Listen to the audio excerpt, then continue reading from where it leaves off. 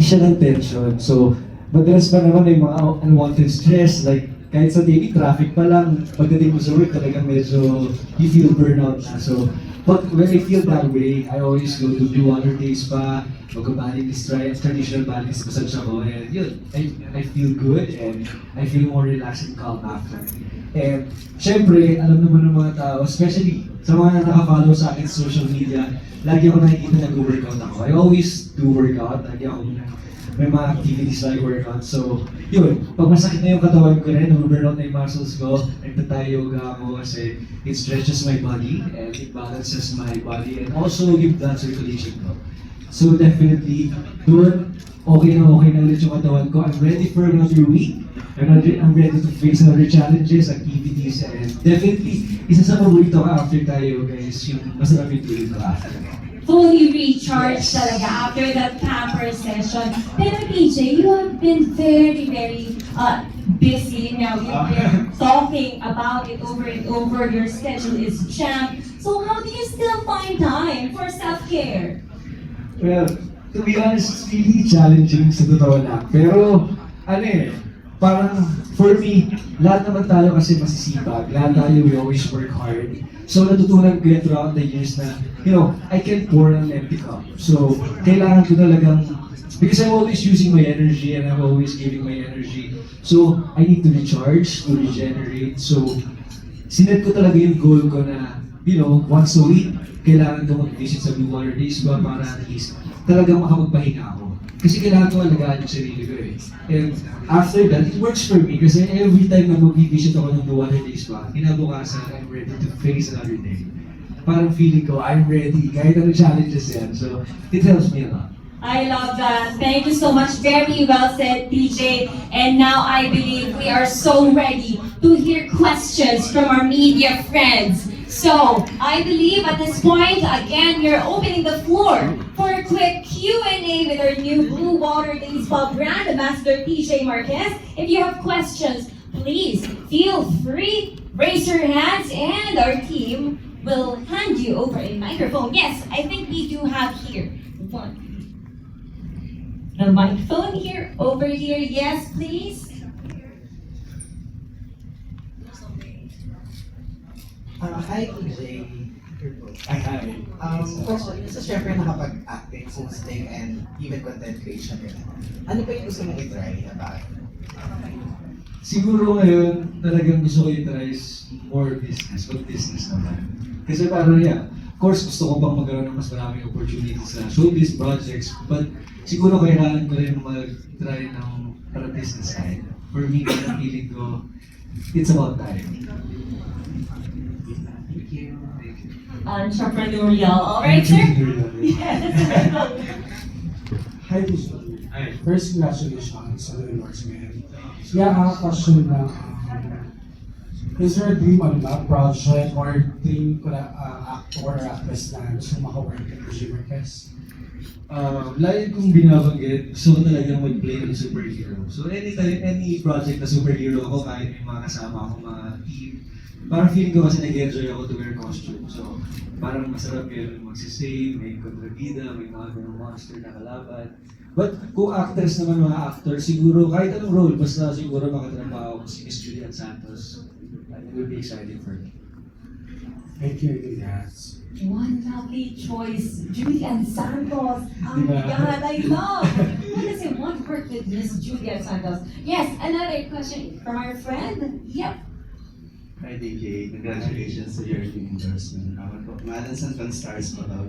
I just want to ask, alam naman natin bongga yung Blue Water Days pa, di ba? Meron silang theater.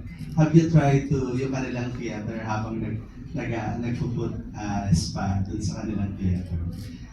To be honest, hindi pa, but nakapasok na sa itinerary ko. So definitely next week na try ko kasi balita ko, like, isipin mo nagpapahinga ka na, tapos may entertainment pang kasama. So parang isa yun sa mga privilege na mga kuha mo, luxury na mga kuha mo once na nakapag-member ka sa Blue Water Days pa. So isa yan sa mga talagang nasa list ko na mga unang gagawin. Especially next week, lalo na after this. So, mabalitaan kita, mabalikan kita kung anong feeling. Pero Phil, ano lang, ang follow-up question lang. Sino yung sasama mo once you do that? Na mananap ka ng Get Her with a Spa? Siguro si Miss Mary muna, si Miss Nancy muna. Para makita nila kung nag-enjoy talaga. But definitely siguro hanap pa. Mahirap naghahanap pa. But siguro sila Miss Mary muna. Thank you, TJ, and congratulations din. And dami kasing treatments, no? There's so much to try. And then, in just one visit, you cannot try everything. So, diba? So, TJ has yet to try that out. So, next up, I believe we have question back from our friend. Hi, Yes. TJ. Dito from Red Talk PH. What hobbies do you enjoy when you're not working? Well, aside from working out, siguro yung mga close friends ko tsaka sa mga nakakilala sa akin, alam nila na mahilig ako kumain kahit hindi halata. Mahilig din ako magluto. So lagi ako nasa grocery, bibili ng makakain, tapos nag-prepare ako ng pagkain ko. And pag nasa bahay, lagi kami nag-play ng movie whole day. So habang kumakain, nood lang kami ng series tsaka mga pelikula. Follow-up question lang. You mentioned business. What type of business do you see yourself pursuing? Kasi na-try ko na mag-skincare business, but siguro, I'll try pa rin siguro coffee shop or mga food, mga ganyan. Kasi talaga, yun naman yung mga mas mabenta sa atin ngayon, like yung mga kinakain talaga. Thank you so much. Especially TJ loves to eat. Kanina, di ba, he was able to mention that it is his hobby, di ba? And so, I believe we have one more final question. Yes. Hi, DJ. Congrats. What does self-care mean to you? What does self-care mean to you, especially in an industry that, especially in the industry? I think, sa industry namin, I think self-care is knowing when to pause. Kasi for sure, alam naman natin na na-overwhelm lahat ng celebrities, kung anong meron sila, yung mga blessings. Pero kailangan alam natin kung kailan tayo mapapahinga, huwag natin sagalin yung sarili natin. Kasi pag siningil tayo na, di ba, mahirap magsunobra. Sayang naman lahat. So, kailangan natin alagaan yung sarili natin, protektahan yung sarili natin because our body is our temple. Very well said. Now we are down to our final question. Yes. Good afternoon. Good afternoon po, I'm Vincent from Business Mirror. So, since today po is the launch of you as a new ambassador po, so how do you feel when you found out that you were chosen as one of the new faces po of Blue Water Beach Spa?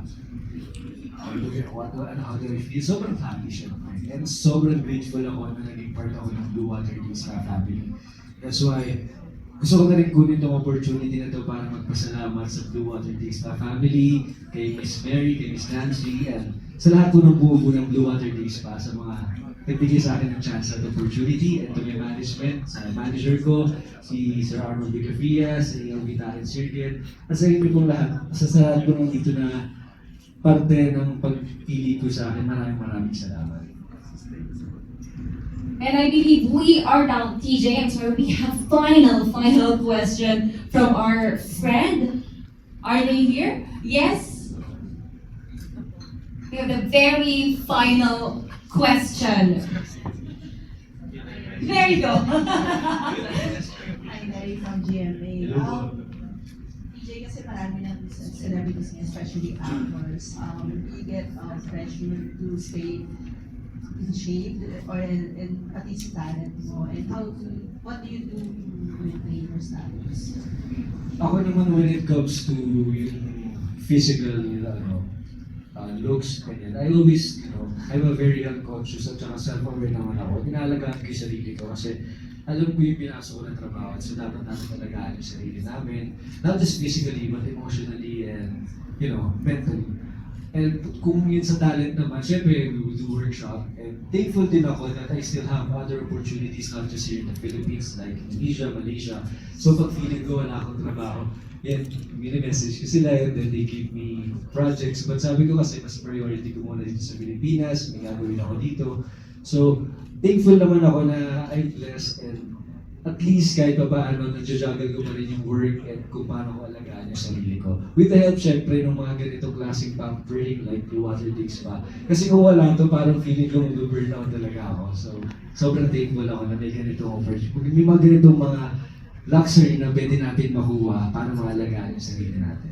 Siguro singit ko na lang, you were called kanina international actor. How does it feel?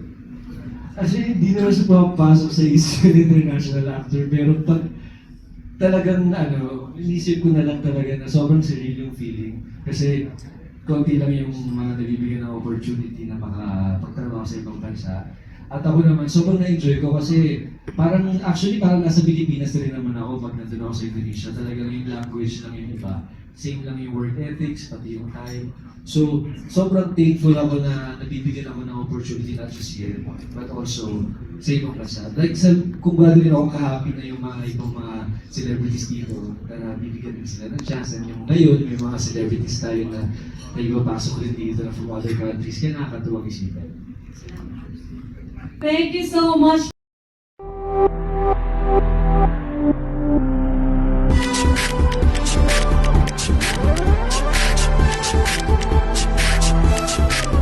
You're watching Starring Entertainment.